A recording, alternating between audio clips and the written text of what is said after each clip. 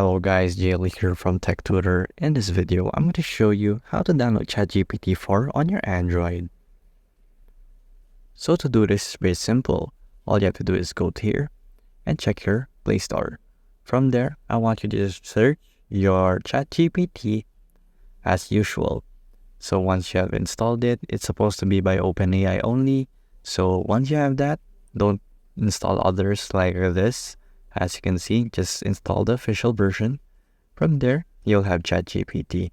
From there, just log in and then basically you'll have ChatGPT 4 as soon as you log in. But if you're not logged in and you haven't signed up, you're only using 3.5. So once you sign in, it's going to use ChatGPT 4 as stated right here. So that is how you use ChatGPT 4 and download it here on your Android. So that's all. If this video was helpful, please hit the like button and don't forget to subscribe.